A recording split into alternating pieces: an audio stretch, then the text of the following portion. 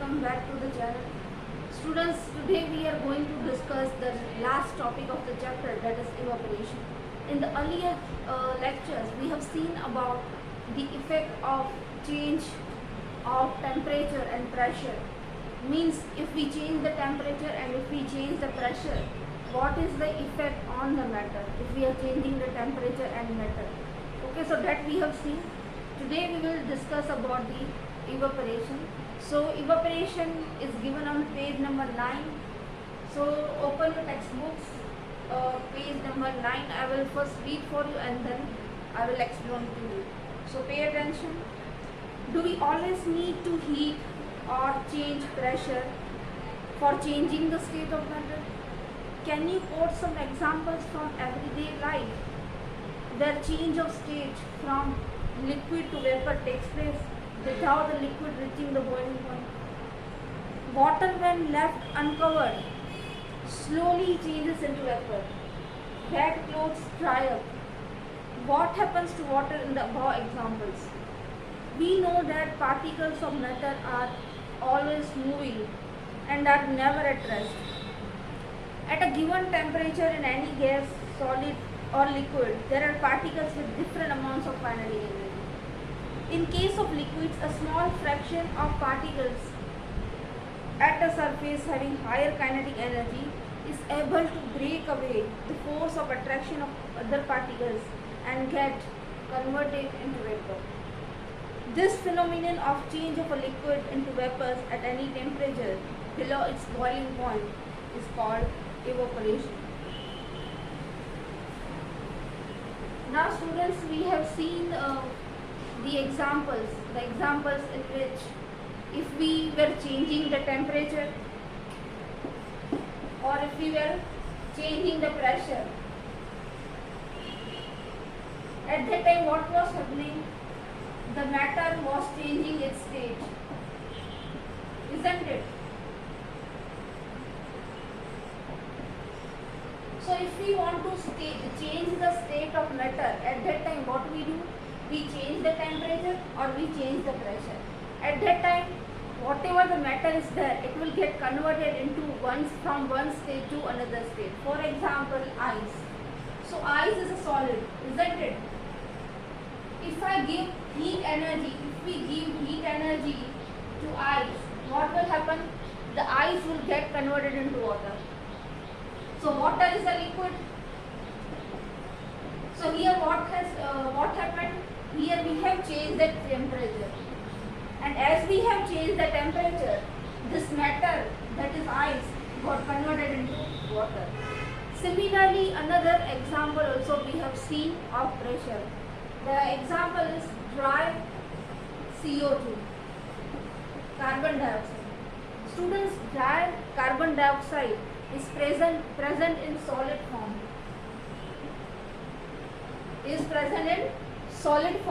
But when we decrease the pressure by 1 atmosphere, but if we decrease the pressure of solid CO2 by 1 atmosphere, then you know this solid carbon dioxide get converted into gas. Okay, so initially it was in the solid state, isn't it? Initially carbon dioxide was in the solid state, but as we have decreased the pressure, how much we have decreased? We have decreased by 1 atmosphere. It got converted into gas. Okay, so we have changed the pressure, and because of pressure, solid CO2 got converted into gas. So what is the conclusion? Conclusion is that if we change the temperature or pressure of any matter, if we change the temperature or pressure of any matter, then the state of that matter can be changed. The state of that matter can be changed. Isn't it? So that we have already learned. Now question arises here that it is necessary, is it necessary always to change the temperature or to change the pressure? Okay, if we want to see the changes in the state, okay, if we want to see the change in the So it is required always to change the temperature and pressure. Temperature और pressure को change करना जरूरी है अगर हमें change in state चाहिए. कोई चीज़ solid में हो, सॉलिड में से हमें वो चीज़ लिक्विड में चाहिए. So it is necessary to change the temperature और pressure. Answer is no. It is always not. Always it is not necessary to change the temperature and pressure. There are some examples. For example, there are some matters which change their state automatically. Okay, so no inputs are required to convert their state. Let me give you an example.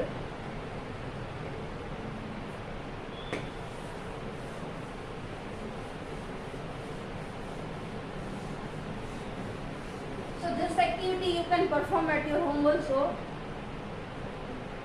Take one container. Okay, in that container, so this I have taken here a bowl. In that I am taking a water. Now this bowl I will keep in an near the sunlight, or I will keep open as it is. Okay, I will keep as it is. This bowl I will keep at the room temperature as it is. For many hours, after many hours, what you will observe?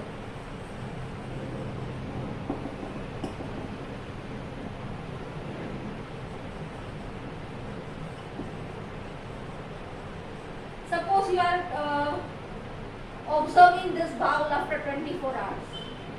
So what will be your observation? Does the quantity of water decreases?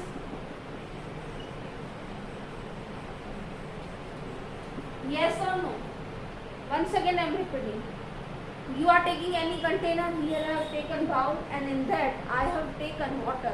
Now this container I am keeping it for 24 hours. Okay, time you can vary it according to your convenience.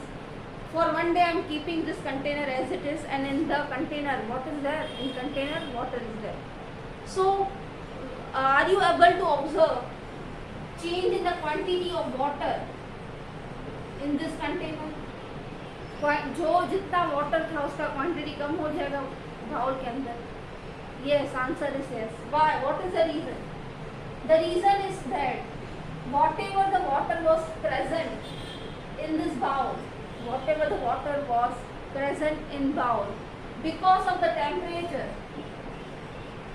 because of the heat energy, because of the temperature or heat energy, this water got converted into water vapor.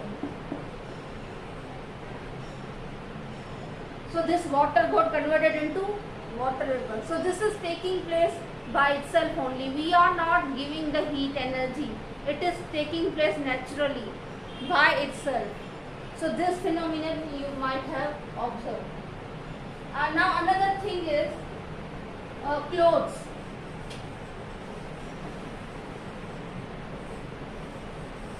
So what you do, you spread the clothes and keep outside for drying.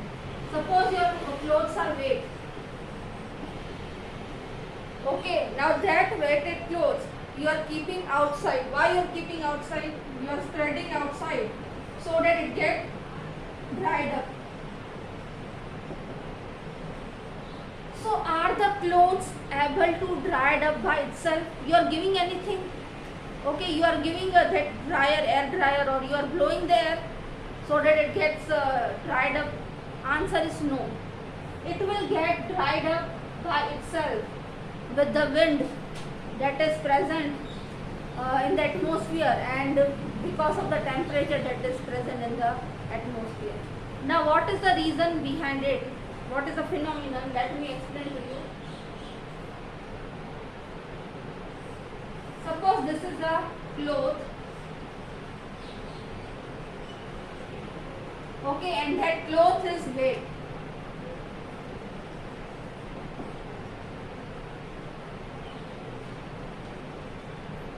Now as this cloth is wet, there are water molecules in whole cloth, isn't it? As the cloth is wet means there are the cloth?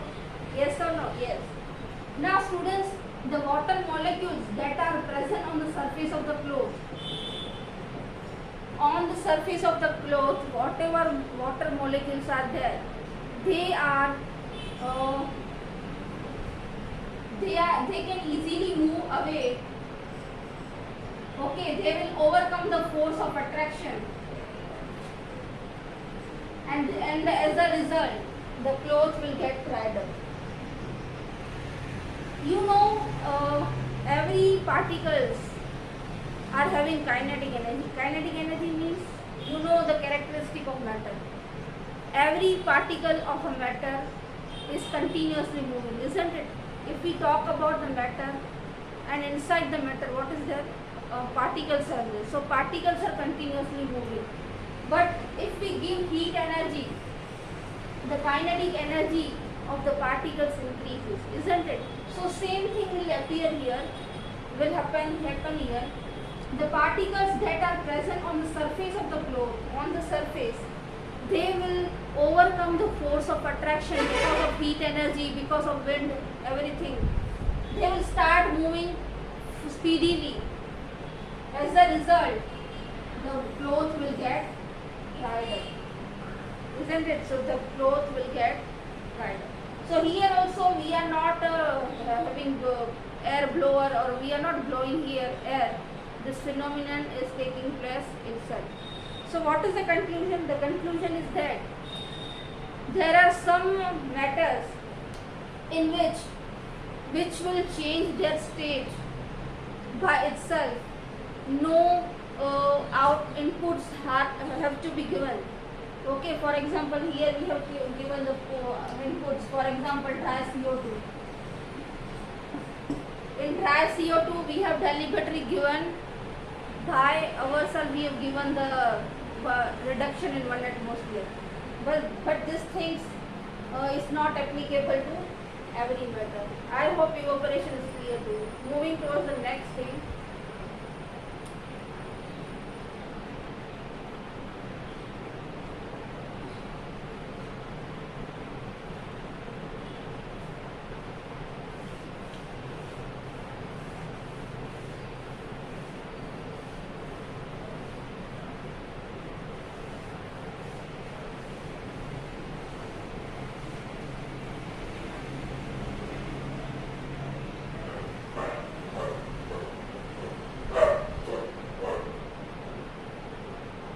Students, next is the factors affecting evaporation.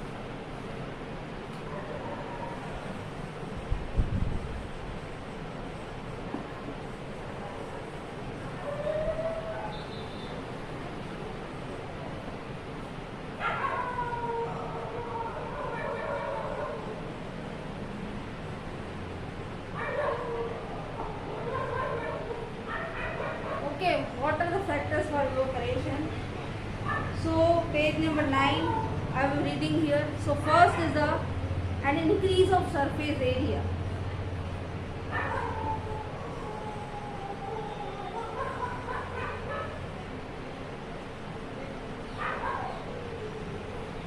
So we know that evaporation of a surface is a surface phenomenon. What is evaporation? It is a surface phenomenon.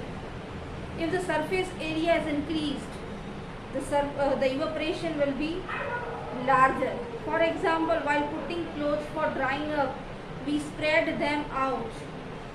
Okay, so what is the conclusion?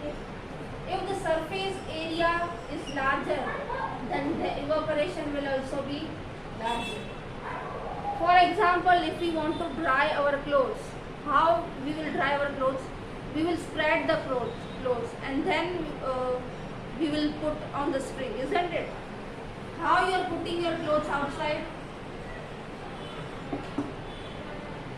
If you want to dry your clothes, okay, your clothes are wet, and if you want to dry your clothes, what you will do? You will spread your clothes outside on the string.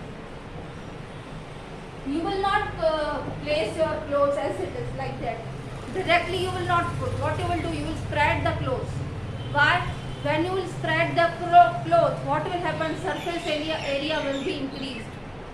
when you are spreading the cloth, what is happening? The surface area is increasing, and that's why the evaporation will also increase. And if the evaporation is increased, then your cloth will get dried up easily. That's it. That is only the reason why our mother, when she washes the cloth and when she want to dry it, she will spread the cloth outside. She will not place directly as it is. Okay, she will first spread it. Why? Because more the surface area, more will be the evaporation. And when the evaporation is more, the clothes will get dried up easily.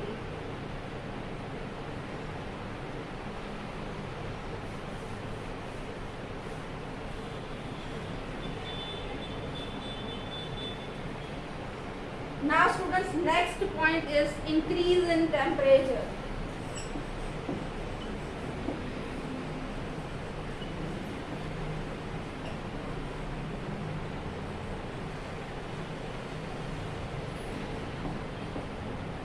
Second point, with an increase in temperature, more number of particles get enough kinetic energy to go into vapor state. This thing you already know. If we are increasing the temperature, the kinetic energy will increase.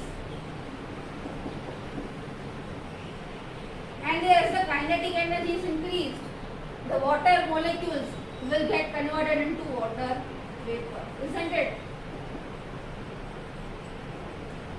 So as you are increasing the temperature, in temperature means you are increasing you are giving more heat energy. Larger the heat energy, more will be the kinetic energy, and as a result, water will get converted into water vapor. Okay, so that thing you already know. Now next is decrease in humidity.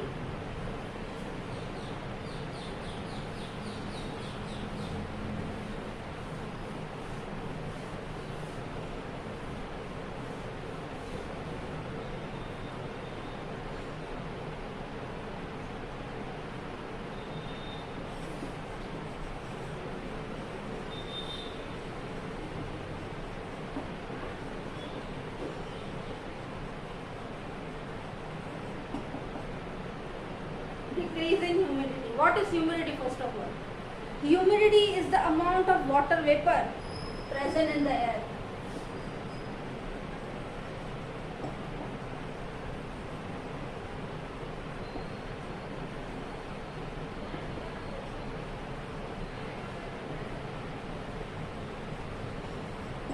So amount of water vapor that is present in the air is known as humidity. The air around us cannot hold more than a definite amount of water vapor at a given temperature. If the amount of water in air is already high, the rate of the evaporation decreases. Isn't it? If there is a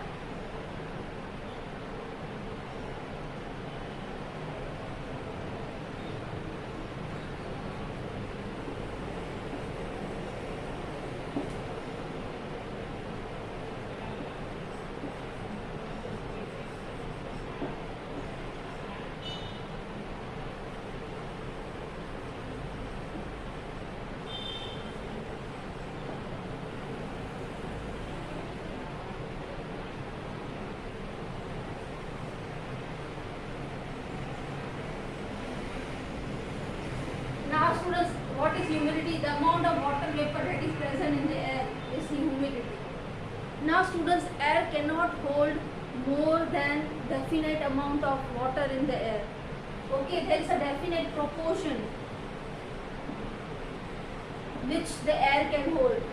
And suppose the water content become high in the air. If the content of water, if the quantity of water in the air increases, then what will happen? The evaporation will decrease.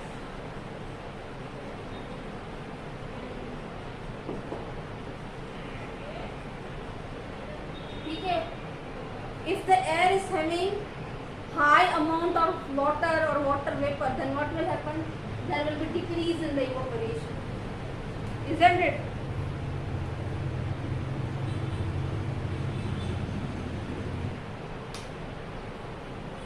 So decrease in humidity. Okay, that was the third factor. So evaporation will increase if we are decreasing. If the humidity is less, then evaporation will increase. What is humidity? Humidity means amount of water vapor present in air. And if the humidity is low, evaporation is high. Isn't it? And if the air is having more amount of water, then evaporation will decrease. So I hope third one is clear to you.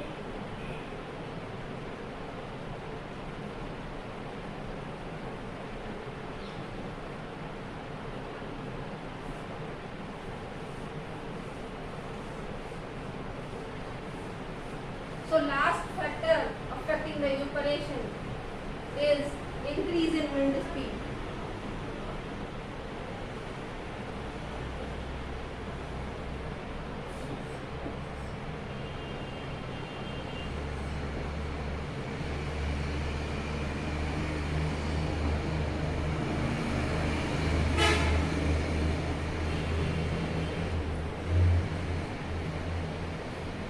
So it is common observation that clothes dry faster on windy day.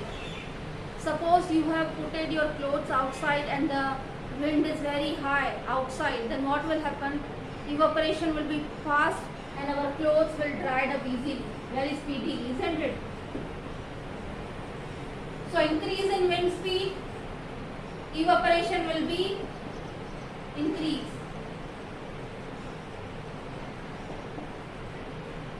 Greater the wind energy, greater will be the rate of evaporation. So these are the four factors that affect the evaporation. So first factor was increase in surface area. If the surface area is larger, then evaporation will also be larger. It will take place very speedily. Second was increase in temperature. More the temperature, more will be the evaporation. Third was decrease in humidity. So what is humidity? Humidity means the amount of water vapor present in the air. So if the humidity is low, means water vapor is low in the air, then evaporation will take place speedily. But if the water vapor is high in the air, then evaporation will take time. Okay, it will not take speedily. Now last is the increase in wind speed. If the wind speed is high, then evaporation is also high.